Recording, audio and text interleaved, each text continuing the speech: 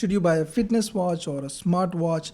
What are the differences between the two and which one you really need? I'm going to explain all of that in this quick video so you don't have questions like this and you are able to make a better purchasing decision. So if you're new to the channel, subscribe guys, also like this video. Let's begin. Now let me start with a quick example. I will call this a smartphone. Would you believe me? Probably not, because it's a basic feature phone. But if I showed you something like this, you would probably believe that it's a smartphone, and if you unlock it, it's running Android. That's very simple. Like most of us know, in the smartphones world there are two major operating systems. One is iOS from Apple and the Android from Google, and there was a Windows software from Microsoft, but it's dead now for whatever reason. So you get the idea. Now moving to the smartwatches, it is similar. I mean, you have the WatchOS from the Apple and you have the Wear OS from Google, and there is also Tizen from Samsung, but this is probably going to die soon out of development, at least for the smartwatches. That's another story.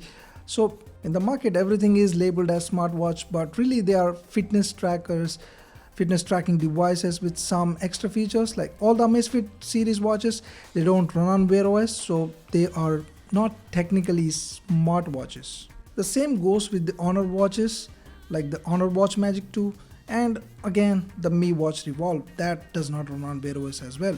And in fact the OnePlus Watch recent launch, this was also running on their own proprietary software, for which it got a lot of criticism, but anyway, this is not really a smartwatch either. So what is so smart about these smartwatches? I want to highlight quickly three things: the app support, the voice assistant, and the NFC payments. So on the Wear OS, WatchOS, Tizen OS, you have the third-party app support, you have the App Store, so you can install new apps and extend the functionality of your watch just like your smartphone. And the voice assistant becomes very important on a watch because you cannot really type stuff, so you can dictate messages, you can navigate through, you can do a lot of stuff with the voice assistant, like controlling your smart devices, etc. So it is very important. Another reason is the contactless payments, which is very convenient. You don't even have to carry your phone. You can easily make payments via your watch. But yes, it is right now not available in India, as I discussed in the last video, so keep that in mind. But apart from that, you can do a lot more stuff like navigation, etc. The list goes on. Also the notifications, whether it's call management or the SMS or those WhatsApp messages, basically you have a slightly better support. You can do a lot more stuff, you can see a lot more stuff. So overall, notifications wise, these work a lot better than your typical fitness watches. You can reply, you can dictate messages, you can do all sort of stuff. So if you really care about all these features, you should totally get a smartwatch, not a fitness watch.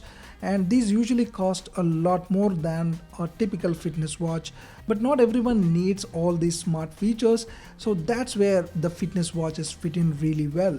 In fact, the fitness watches have one major advantage over smartwatches, is the battery life. These smartwatches last just about 1 day or so, whereas these fitness watches can get you 3-5 days or even weekdays of battery life, which is more important for an average user.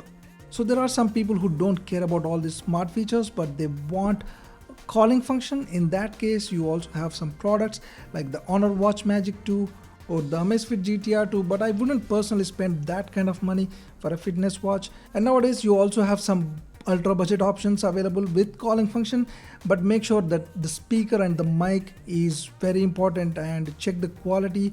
That is up to you. But if you don't care about that calling function, you have a lot more options. You have the Amazfit GTS series watches that also come with Alexa support, which is pretty cool. On a fitness watch, you are getting the voice assistant. Also, you can take a look at some of my recommendations here. I'll try and drop links to this as well. So I hope I made things clear and answered your questions. That's been it. Please like this video guys. Also subscribe. Thanks for watching. I'll see you soon.